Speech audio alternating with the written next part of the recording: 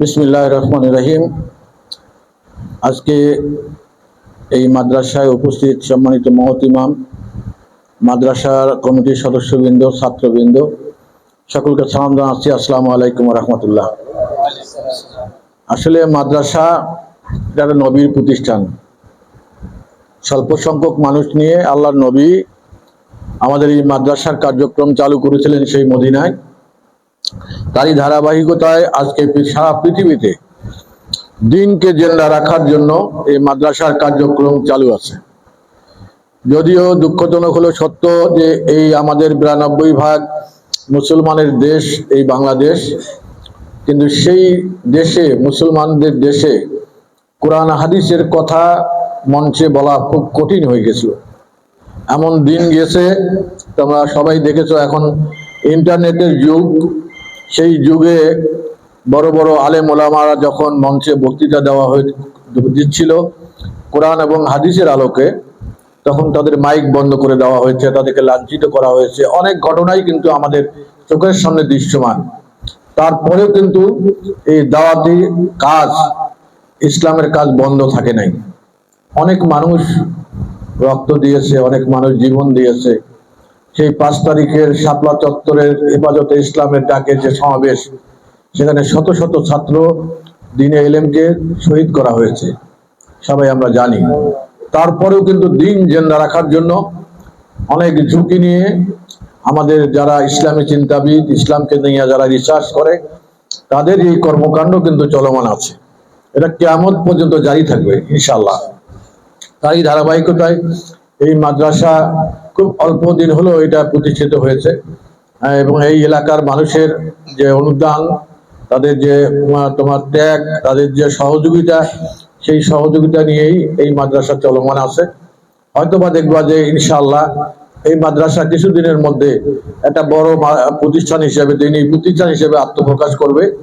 সেই দিনের অপেক্ষায় আমরা আছি। আমাদের যতটুকু সামর্থ্য অনুযায়ী আমরা সহযোগিতা করে যাব, আর এই কাজগুলো করব। আমি এই গত 3-4 দিন আগে আমাদের একজন আলেম, আমির হামজা সাহেব, ওনার কাছে একজন আমাদের এই পাশে সদ্যপুষ্কুনি ইউনিয়নের, ওনাকে দাওয়াত দেওয়ার জন্য গেছে। দিন অনেক দিন আগেই তারিখটা নির্ধারণ করা হয়েছিল, এই মাসের 18 তারিখে ওখানে একটা মিটিং করবে, উনি ইসলামী জলসা করবে।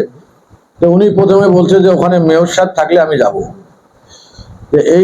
আমি দিনের কাজগুলো কিন্তু আমি পাশ থেকে তাদেরকে যোগান দিয়েছি, শক্তি দিয়েছি, সাহস দিয়েছি। এই বিষয়গুলোকে নিয়ে এখানকার লোকাল প্রশাসনের সঙ্গে আমার অনেক বড় বড় ঘটনাও ঘটেছে, কিন্তু সেগুলো আমি তোয়াক্কা করিনি। তার কারণ আমি একজন মুসলমান হিসাবে যে দায়িত্ব দিনকে জিন্দা রাখার জন্য, দিনই কাজ পরিচালনা করার জন্য তাদের পিছনে থেকে সহযোগিতা করা, এটা আমি প্রথম থেকেই করে আসছি। মেয়র যখন ছিলাম তখনও করেছি, মেয়র থাকবো না, এখন নাই, তারপরেও করব। আমি কিছু না থাকলেও আমি দিনই কাজগুলোতে সহযোগিতা করে যাব, সেটা যত ঝুঁকিপূর্ণ হোক না কেন। এটা আমার জীবনের প্রত্যাশা। তার কারণ আমরা জানি না কখন হায়াতের জিন্দেগি শেষ হবে। এই সময়টা একটু অন্তত কাজে লাগানোর জন্য, যেটা আমাদের নৈতিক দায়িত্ব, সেই দায়িত্বটা পালন করে যাব ইনশাআল্লাহ। আমি সবার কাছে দোয়া চাই যে আল্লাহ যেন আমাকে সেই দিনের খিদমত করার মতন তৌফিক দেয়। আমি এই মাদ্রাসাও ইনশাআল্লাহ আমার সামর্থ্য অনুযায়ী চেষ্টা করব যে এই মাদ্রাসার এখনো জমি রেজিস্ট্রি হয়নি, সেখানে যদি আমার ব্যক্তিগত যতটুকু সামর্থ্য আছে সেই সামর্থ্য দিয়ে সহযোগিতা করব। আর যদি কোনো সময় দায়িত্বে আসি আবার, তখন সরকারি কোষাগার থেকে এটা অনেক কিছু করার সুযোগ আছে। তোমরা এখানে রংপুর সিটি এলাকায় আমার 1054টা মসজিদ আছে, 276টা মাদ্রাসা আছে, 109টা মন্দির আছে হিন্দুদের।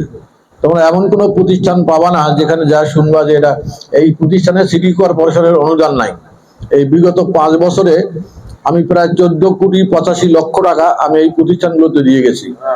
আমি এই ধারাবাহিকতা চলমান ছিল। যাই হোক, হয়তোবা এই কয়দিনের জন্য সরকারের সিদ্ধান্তের কারণে আমি দায়িত্বে নাই। যার কারণে সরকারি কোষাগার থেকে যে অর্থ সেটা দেওয়ার সুযোগ নাই। তারপরেও আমার আল্লাহ যতটুকু আমার ব্যক্তিগত সামর্থ্য দিয়েছে সেই সামর্থ্য থেকেও আমি এই প্রতিষ্ঠানগুলোকে সহযোগিতা অব্যাহত রাখবো ইনশাআল্লাহ। আমি ইনশাআল্লাহ এখানে যারা কষ্ট করে এই মাদ্রাসা পরিচালনা করছেন, বিশেষ করে এই এলাকার যারা আমাদের যারা আছেন, সহৃদয় ব্যক্তি আছেন, যারা দিনকে জিন্দা রাখার জন্য তাদের নিরলস পরিশ্রম করে যাচ্ছেন, তাদেরকে আমি অনুরোধ করব দেখভাল করার জন্য। তার কারণ একটা মাদ্রাসা বা দিনী প্রতিষ্ঠান যদি কোনো এলাকায় চলমান থাকে, এর এর জরিয়া আমার মাত্রটা সমস্ত এলাকার মানুষের উপর আল্লাহর রহমত বর্ষিত হয়। সেজন্য আমরা সকলে মিলে এই প্রতিষ্ঠানটাকে যাতে এই প্রতিষ্ঠানের কার্যক্রম চলমান থাকে সেজন্য সহযোগিতা করে যাব। আমি আর বেশি কিছু বলতে চাচ্ছি না। আমি সবার দোয়া চাই, আল্লাহ যেন আমার যতক্ষণ পর্যন্ত জ্ঞান মানে আমার আছে বা হায়াতের জিন্দেগি আছে ততদিন পর্যন্ত যেন ইসলামের খেদমত করে যেতে পারি। হয়তোবা আমরা বরেণ্য আলেম হিসাবে আমার যেটা দেওয়ার কথা সেটা আমি দিতে পারছি না, কিন্তু আলেমের অন্তত সোহবত হিসাবে আলেমদেরকে সম্মান করে আলেমদের পাশে সহযোগিতা করে যদি আমরা কিছুটা নাজাতের ফয়সালা যদি আল্লাহর কাছে পাই, তাও সেটা অনেক বড় পাওয়া।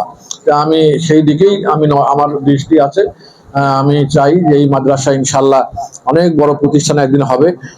আর আমি যদি কোনো সময় দায়িত্বে আসি তখন দেখবেন যে ইনশাল্লাহ আমি সরকারি কোষাগার থেকে এই মাদ্রাসা প্রতিষ্ঠা করার জন্য, এই বাচ্চারা কষ্ট করে আসে, গরম, তার মধ্যে ঝড় বৃষ্টি, অনেক সমস্যা নিয়ে মাদ্রাসা চলমান আছে, সেটা যেন নিরসন হয় তার জন্য আমার প্রচেষ্টা আমি করে যাব। সবাই ভালো থাকেন এবং আল্লাহর কাছে আপনার দোয়া করবেন তাহাজ্জুদের নামাজ পড়ে যে আল্লাহ যেন আমাদের জরুরত পুরা করে, সেটা বড় দোয়া। অবশ্যই আল্লাহ আমাদের সকলের দোয়া কবুল করবেন এবং এই প্রতিষ্ঠানটাকে তার জরুরত পুরা করার জন্য আল্লাহ তার গায়েবী খাজানা থেকে আর গায়েবী ভাবে আল্লাহ তাকে লোক পাঠাই দিয়ে ইনশাআল্লাহ আমাদের এই প্রতিষ্ঠানের মদত করবে। আমি সবার কাছে আমার সালাম জানিয়ে আমি আমার কথা শেষ করছি। আসসালামু আলাইকুম।